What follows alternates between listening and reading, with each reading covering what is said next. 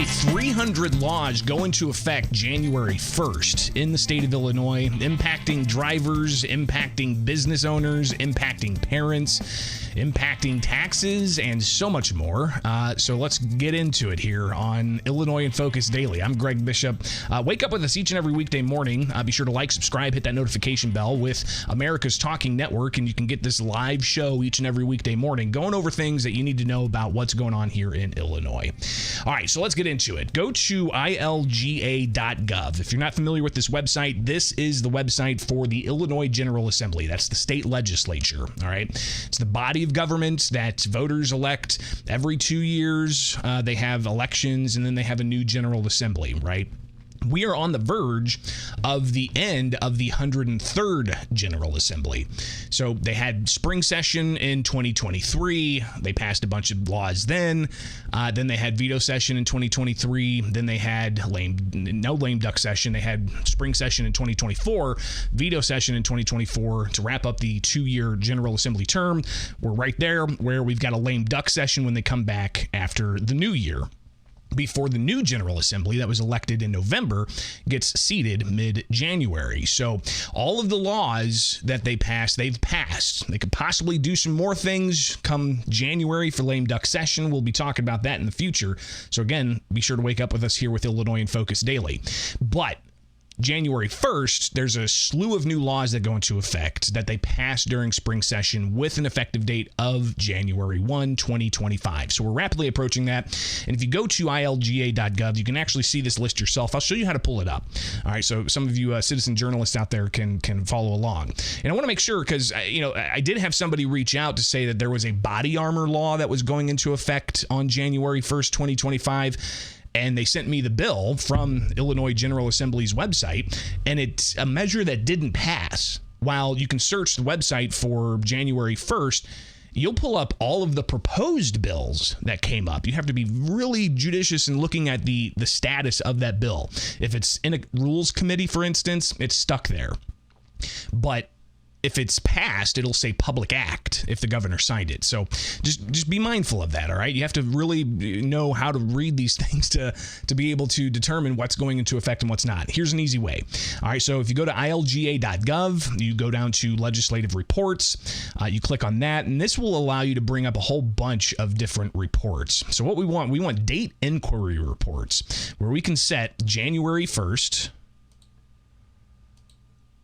and if you're listening and not watching the video stream, then you're not seeing me select the date here. You go, and then all of these different links you can click on.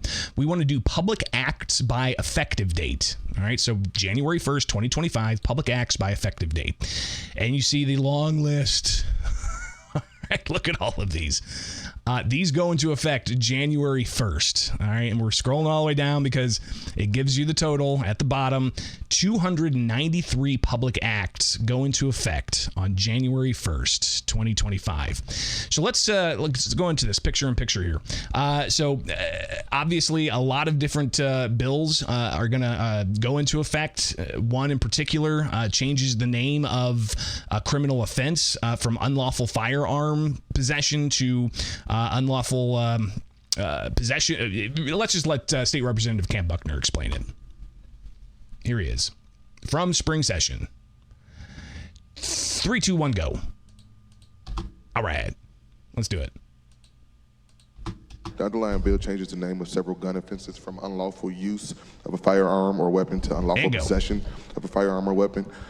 The amendment changes the words persistent unlawful possession of a weapon to unlawful possession of a firearm. So what it does, it changes the definition of a certain firearms offense where people might be caught with a firearm just driving around, but it's considered an unlawful use of a firearm if they don't have a FOID card or a concealed carry card and it's not properly stored or however it is. But they want to change that to unlawful possession, not unlawful use, because it better represents the offense. Now, the original bill was proposed to have kind of retroactivity to go back several decades even, but they did strip that from the measure, and that was explained during House floor debate. There was another piece that initially had an objection. I believe we changed it when we saw it here in the House, but I want to make sure that it's covered. This is prospective only. There will not be any obligation for law enforcement agencies to change records going back. That's correct. When I first brought the bill, I know you and I had some conversations in the committee about it being retroactive as well. After some conversations and negotiations, we landed at a place where it's only prospective. So again, it only moving forward. So January 1st, people charged for having a firearm with them, not using it, but having it with them illegally would be unlawful possession. It also changes the people who are repeat offenders when it comes to having possession of firearm offenses. All right, so another bill dealing with definitions. What is the definition of opposite sex? This was a bill that just really brought into line the state code with federal code concerning parents who have adult children with disabilities getting some kind of public assistance. They don't have to share the same bedroom if they're of the opposite sex. Well, that led to some Republicans asking, well, what is the definition of opposite sex? Kind of getting into that, culture war situation of, what is a woman? And this is how it went. This is State Representative Brad Haldbrook talking with State Representative Tara Costa Howard from spring session. Can you explain to us what that means, what opposite sex is? Oh, Representative, let's go. What does that mean, though? Define what opposite sex means.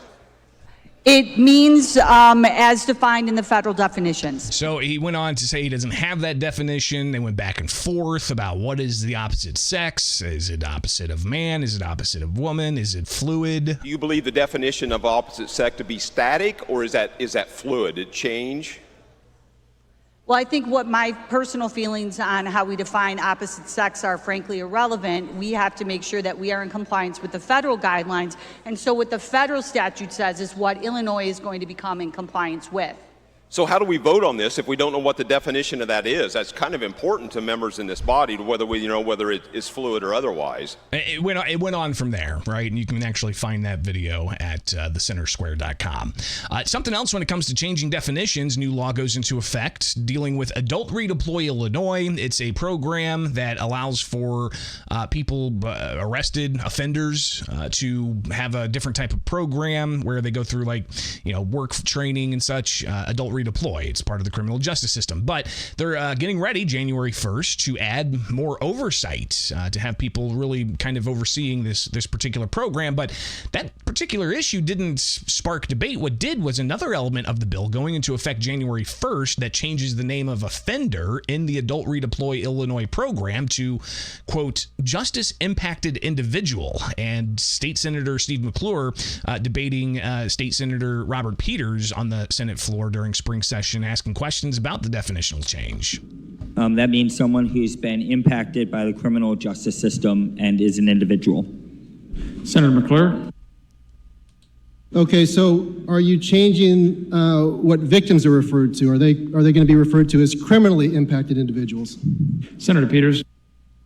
Sometimes we refer to victims as survivors of violent crime, sometimes survivors of domestic violence. So we use multiple terms for a lot of different people for a lot of different things. Senator McClure. So interesting to hear. Are we going to change the definition of victim to, crime-impacted individuals? And again, that sparked interesting debate earlier this year. But listen, legislators of the 400-plus bills they passed, 293 going into effect January 1st. One is a new commission that's going to be created to evaluate Illinois' property tax system. We have the second highest property taxes in the country. State Representative Brad Haldbrook saying we don't need another study to look at this. There was a task force that was passed here in this body. In 2019, he said. It was made up of 88 members. I'm trying to find my stuff here. Can you tell me what the results of that task force that was paneled in 2019, what the results of that was, the report? And I guess I'm seeing here a final report was due on December 31st, 2019. Did that report ever get filed? I do not have that information off the top of my head.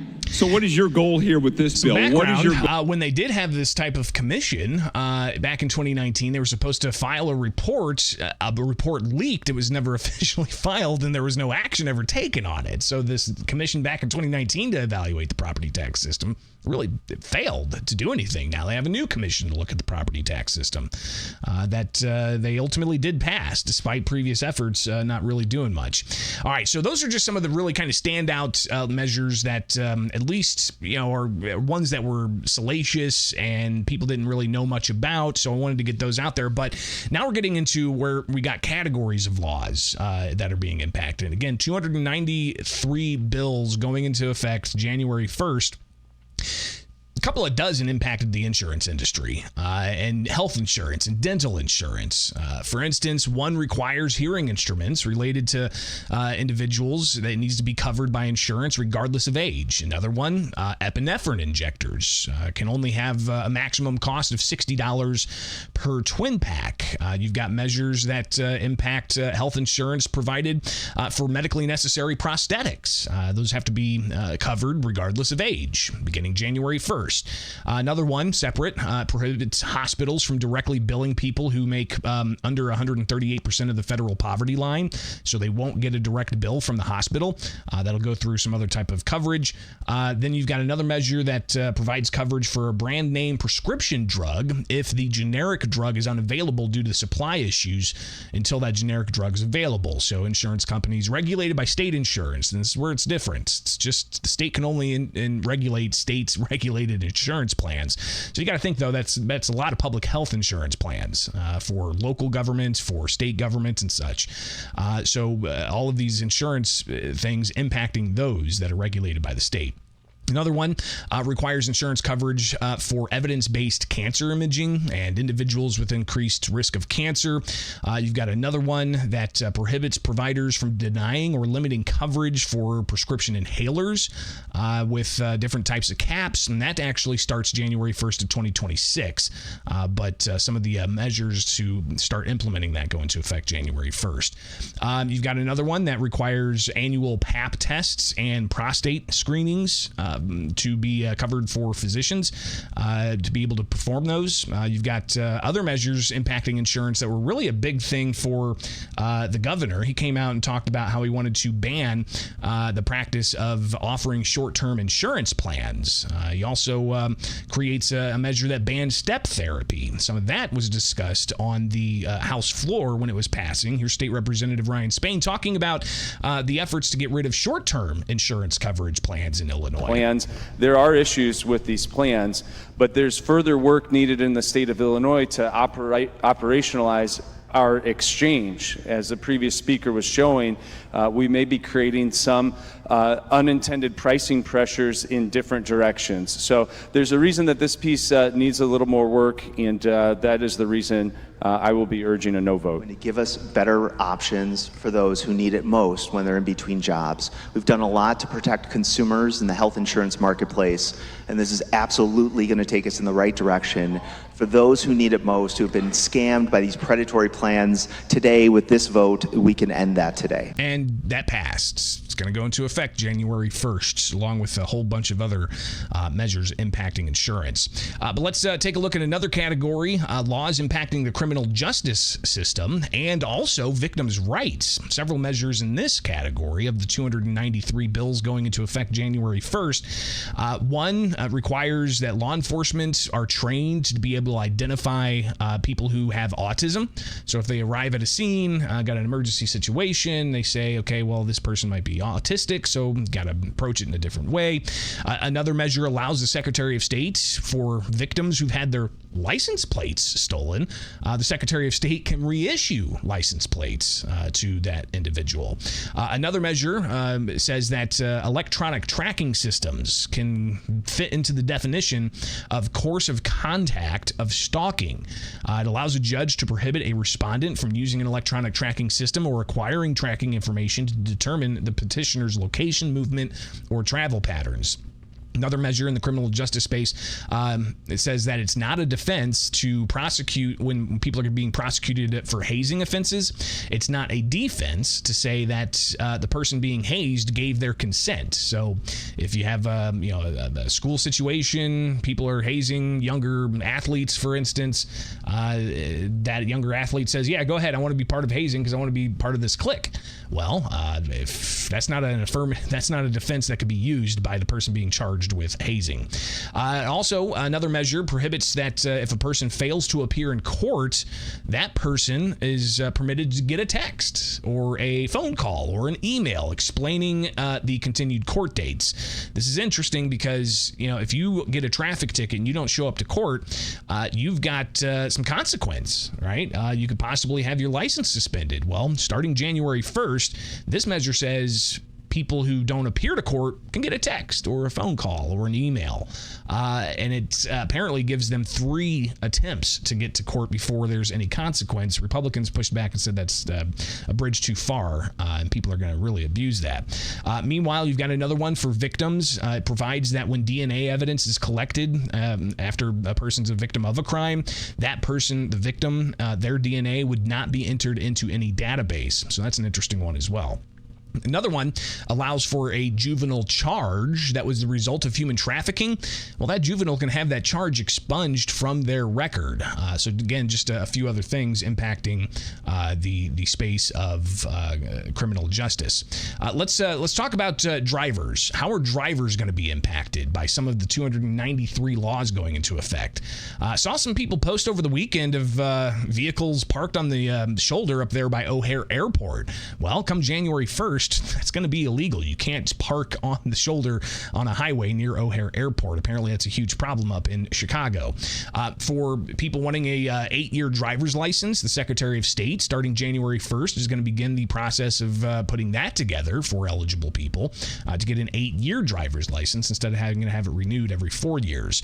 The driver's manual is going to be updated to have some hazardous material signage education, so people know when they're passing a truck, they know what kind of hazardous material is in that truck by the signage that's on the truck. It also allows for the Secretary of State to start rolling out mobile driver's licenses. And there were some concerns about mobile driver's licenses. This would put it on your cell phone to where you could have your cell phone, have the mobile driver's license, and you could show it to people and say, hey, look, this is my mobile driver's license. It wouldn't be required. It would just be an option. But still, it allowed for people to have some good debate about this whole new era of digital IDs, and is that a bridge we want to cross? House Bill 4592 amends the Illinois Identification Card Act and the Illinois Vehicle Code by authorizing the Secretary of State's office to create and issue mobile identification cards and mobile driver's licenses. This bill creates an enabling legislation because currently there is no state law or statute that authorizes the SOS to create and issue these mobile IDs and mobile driver's licenses to Illinois constituents. The bill changes existing law by doing a few things. It adds references to mobile IDs and driver's licenses so that the same will be subject to the rights and penalties associated with ID cards and driving privileges. It adds requirements so that mobile IDs and mobile driver's license can ensure the credential will be secure and interoperable. And lastly, it requires that mobile IDs and licenses comport with the system established and in use by the AAMVA and optimized across state lines to ensure identity verification. Is a very real concern. As I understand it, if a law enforcement agent shows up at your home and you invite them in for a cup of coffee, you've then consented basically to a search of your premises. How does that theory hold when you're dealing with a cellular telephone? If you open it up and show them your ID, you hand it to them, say they swipe to another one, or you have a text that comes in and supersedes the image, is that a legitimate search? Is that qualified, or is that a tainted apple of the tree? We've got some very specific language here in Section 9 that says the display of a license shall not serve as authorization for law enforcement or any other person to search, view, or access any other data in your phone.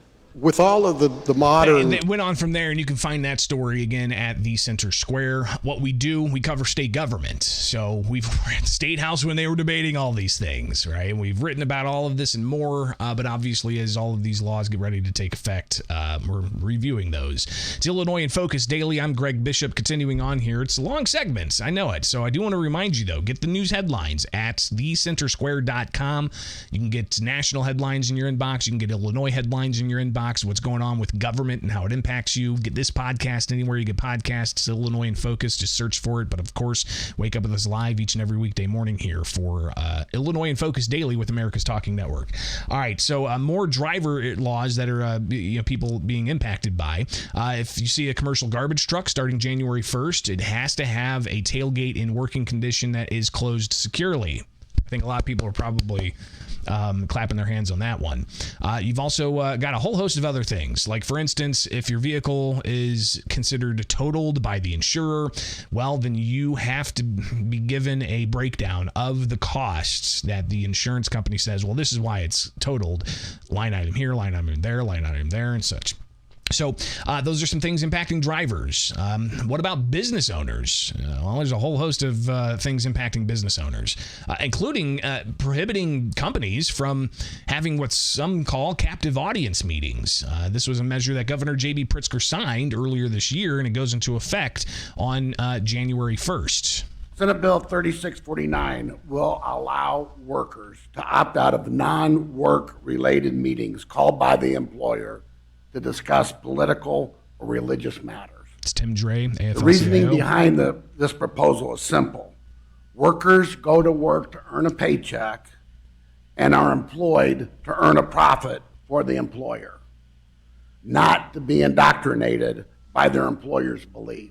Again, they go to work for a paycheck and to make a profit for the employer, period, not to be indoctrinated by anyone's religious or political beliefs. Employer groups came out and said that this prohibits their exercise of free speech. And if you can have meetings where people get together to talk about the positive impact of unions, then the employer should be able to hold a meeting to talk about the negative impacts of unions. This measure, employer groups have already promised they will sue. There are similar laws in other states that are undergoing litigation. So is this an issue of free speech in the workplace for the employer, or is it something else when it comes to workers' rights? Obviously, that's a big one that's impacting employers starting January 1st. Another prohibits employers from taking retaliatory actions against an employee who discloses or threatens to disclose information related to activity, policy, or practice of the employer, so whistleblower protection, I guess. Another measure impacting employers going into effect January 1st prohibits discrimination, harassment, and retaliation based on family responsibilities under the Human Rights Act. Another one requires employers with 15 or more employees to include the pay scale and benefits for a position that's listed for a job posting. So if you have a job posting starting January 1st, you're going to have to show what the pay range is and what the benefits are. I guess more transparency when it comes to people out there on the job market. But maybe that could cause some problems with competition as well. Some host of concerns. Others, impacting employers, there's a couple of dozen here. One provides more comprehensive and specific framework for child labor law. So that was a pretty large bill that passed, just updating some language and such. Another prohibits discrimination, harassment, and retaliation on we already talked about that one, the family responsibilities. Here we've got another one dealing with discrimination based on reproductive health decisions. So an employer can't, discriminate against somebody for that reason as well. So a lot of this is causing employers to say this is like opening employers up to a whole host of other potential lawsuits. There's, concerns that that's going to mean people are going to not want to move to Illinois, move their business to Illinois. It's not going to help job creators in the state of Illinois. It's a death by 1,000 paper cuts, some say. But it's also that way for property owners. Property owners have a slew of new laws. Of the 300 that go into effect January 1st, one requires all the tenants to make rent payments via paper check, and that had people concerned that it's an outdated system and it's just possibly opens up to bounced checks and such. So landlords are going to have to comply with that. that. Requires property owners to disclose potential tenants if they are in a flood hazard area. Another one requires the creation of a first right of refusal for mobile home park sales. So if you live in a mobile home and the person who owns all that property wants to sell, you can actually get the residents together and try to block that sale. Another one requires counseling for borrowers prior to entering a shared appreciation mortgage agreement. You've got others impacting landlords that allows tenants to make rental payments via paper check. We touched on that one. Another one prohibits landlords from retaliating against a tenant, and that sparked a pretty spirited debate as well. But all these landlord regulations, not too favorable. Here's just some of the debate that happened on the Senate floor dealing with some of these regulations on landlords. We're going to go after the landlords, the big bad landlords that are doing all these awful things. And again, if they are doing awful things, we want them to be penalized and we want them to be taken care of through the law, but that's not what this bill does. What this bill does is very, very simple. Somebody complains to the landlord fixes it. Now the landlord is open to litigation. It could be open to litigation because he or she does not renew the lease. It could be open to litigation because they raise their rent.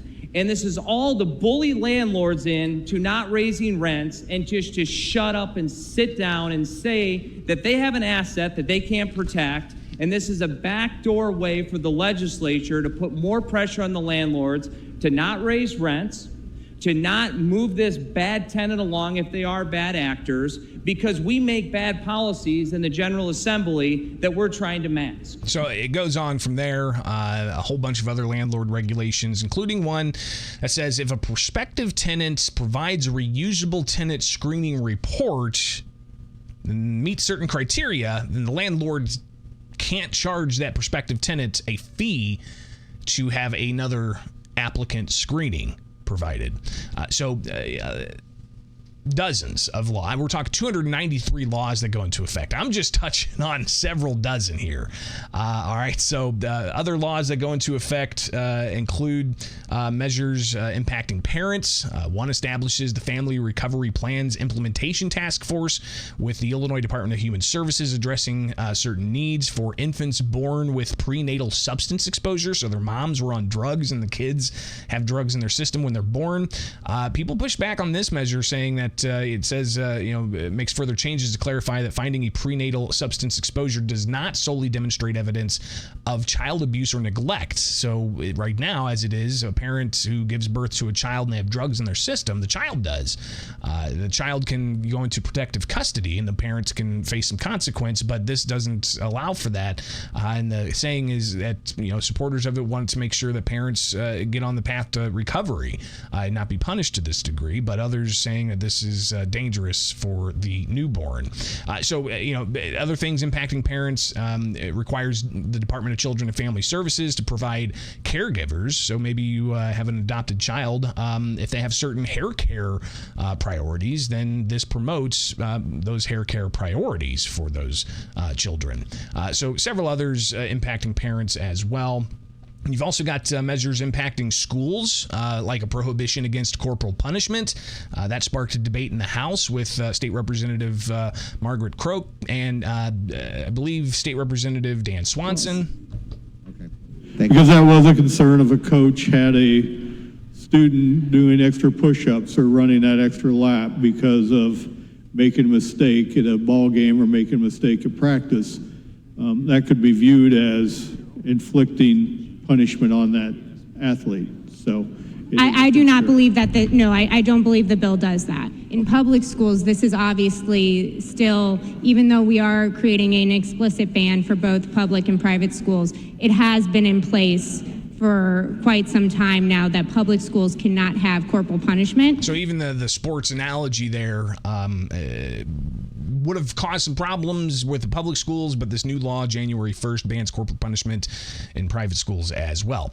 But back to schools, you got 20 minutes of relaxation time that's going to be required now with a bill that goes into effect January 1st. Do schools have enough time for that relaxation? And what about those who have concerns of introducing a certain religious thing like yoga. If you have third-party groups coming into the schools here, here's some debate on the House floor during a spring session on that. We've got to add another 20 minutes into that school week, or 5 minutes per day, and we continue to take away from math, science, history, and all those other classes that we expect to be taught in our schools. And again, if you got a 20-minute requirement a week of relaxation, that adds up, and that's education time that could be lost. And a lot of local school districts also push back and say that they've got too many unfunded mandates on the school districts that legislators continue to pass. So things impacting education as well. Another measure going to affect January 1st that impacts the industry I'm in. The media, the news media, news reporting. And what this does is it does two things. This new law that goes into effect January 1st creates a journalism scholarship program. So it encourages young students in college to get into the journalism field and go and work for a small local journalist outlet to watch local government, for instance, right? But what this also does is it requires media companies in Illinois, news media companies like your region's newspaper, if they want to sell to an out-of-state buyer, they have to notify not just their employees that they're going to sell to an out-of-state buyer, they have to notify the state government within 4 months of the sale to an out-of-state buyer. This is State Senator Steve Stottleman talking about why this is important. He says because local media are being bought by hedge funds. Local, it does that by requiring a local news organization from selling without giving prior notice within 120 days before the sale occurs to DCO and the affected employees. The problem we're finding that we have private equity firms are coming in buying newspapers, consolidating them until they provide very local news content with no local journalists, and sometimes those newsrooms are shut down, as what happened in Southern Illinois not that long ago. By requiring this notice, the hope is other local newspapers, nonprofits, other corporations will have the opportunity to step in and help keep these publishers local. But State Senator, who's this? Jason Plummer, he pushed back and said this is going to backfire. It's going to cause these media outlets to be devalued if you're requiring them to report to the state that they have to sell within 4 months. Local media organizations will disappear because of this piece of legislation. On top of you notifying the hedge funds of all these newspapers that are going to be available for sale, okay, you're also destroying value because most transactions are based upon certain metrics that aren't contemplated till the deal closes.